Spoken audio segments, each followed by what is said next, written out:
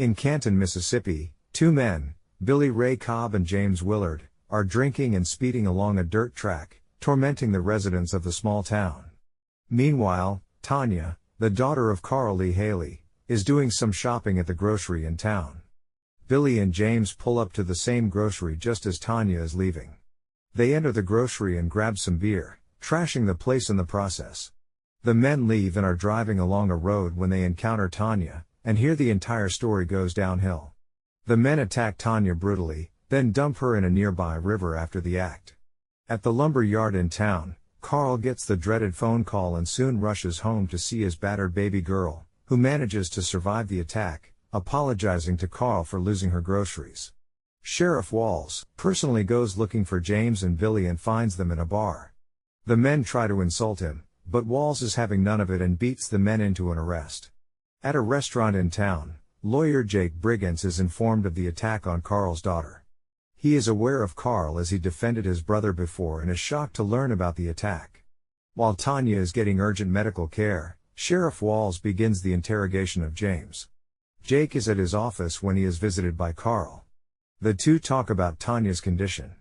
Carl recalls a similar case in another county where the perpetrators walked free and is worried it may happen in this case.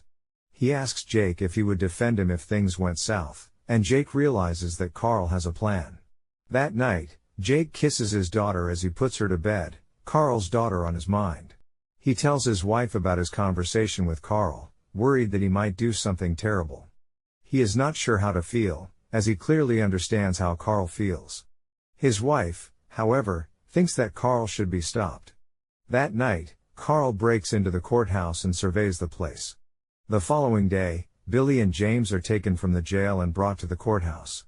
As the men ascend the steps, Carl bursts out with a machine gun, gunning down the two men and also hitting the escorting cop in the leg before escaping.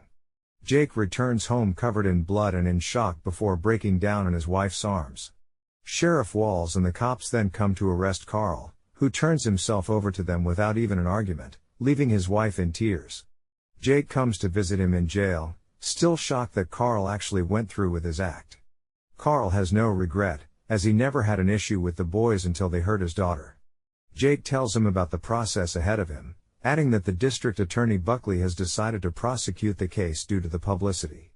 Carl wonders if he has a chance of beating his case, but Jake explains that it comes down to who picks the jury for the case. Jake's normal charge for a case like this is $50,000, but Carl is not able to come up with such a payment. Despite this, Jake decides to accept his case, announcing his role to the press. Buckley learns that Jake is representing Carl and mocks his lack of experience versus his own. He explains that Jake will try to get the trial moved to another state where African Americans outnumber their counterparts in order to influence the jury selection and begins to make plans to influence the judge to keep the trial in the state. Jake's former mentor, Lucien Wilbanks, also figures that Buckley will not want the trial moved. Despite the fact that Carl is guilty of murder, he tells Jake whether he wins or loses, justice will prevail. Jake wants Lucien's help, reminding him of his glory days as a lawyer before his license was revoked for being an activist. At the funeral for Billy Ray, his older brother Freddie, a cop, plans to avenge his brother's death. He plans with a few men to contact members of a certain hooded group in order to bring back old justice to the town. That night, Jake's defense of Carl is broadcast on television, and he sits with his family to watch. He then gets a phone call from an unknown man threatening his life if Carl is let go. Buckley holds a press conference, making it clear he is seeking the death penalty for Carl, confident that he will win. At the hearing, Carl pleads not guilty to all his charges, but Buckley ensures bail is denied for him. Jake brings up his intent for a change of venue, but the judge outright denies this. Jake tries to argue, but the judge shuts him down. Meanwhile, a law student, Ellen Rourke, overhears all this and drops a paper on Jake's table. Jake sees the paper, then reads to the judge about a former case where failure to consider a change of venue had a judge's ruling overturned. The judge then changes his mind and tells Jake to submit his request. Carl then nods to Ellen in respect. After the hearing, Buckley makes more plans to undermine Jake, telling his men to use any means necessary. Jake meets Ellen one night leaving his office and learns that she wishes to help with Carl's trial. She knows all the details about the case, citing that she is an excellent researcher. She goes over all her qualifications, but Jake turns her down. However, Ellen still gives him documents on old cases where revenge killers got acquitted, knowing that Jake will change his mind about her.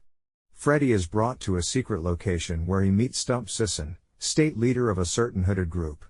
Stump declares that their group has always been behind the scenes, but now they must step up to save their town. Stump tells Freddie to gather 6 of his like-minded non-carbonated brethren and create their own club with Freddie as their leader. Freddie then tells Stump about Jake and his family. The following night, the cops smuggle Carl out of jail and bring him to the hospital to visit the cop he accidentally shot at the courthouse, Looney. Looney has lost his leg after the attack, and Carl feels guilty, apologizing to the man he grew up with as a boy, but Looney does not respond. At Sunday service, the entire church goes quiet as Tanya is finally able to walk again, then they begin to celebrate. Afterwards, the pastor is approached by Reverend Street, an activist who marched with Dr. King. He thinks Carl needs a new lawyer who understands their issues and wants the church to raise funds. The pastor is hesitant as times are hard on his congregation, but Street entices him with a modest administration fee. That night, Jake's wife gets a call from an unknown man warning her to get out of the house. They are then shocked to see a fire in the front yard. After the cooling down by the fire brigade, Jake's wife gets angry at his apology, listing off the number of things she and their daughter are facing because of his defense of Carl. Carl's wife and kids come to visit him in jail, where he learns that Tanya will never be able to have kids due to the attack. Carl is devastated hearing this, but the thought of her attackers unalived gives him some comfort. She is facing a hard time at home without Carl to bring in the money, but he promises to think of something. Jake is also having a rough time as his power is about to be cut off. His secretary notes that since taking Carl's case, he stopped answering his other clients and thinks he is obsessed with the case. She reveals to Jake that she has also been getting threats but is more focused on saving their livelihood.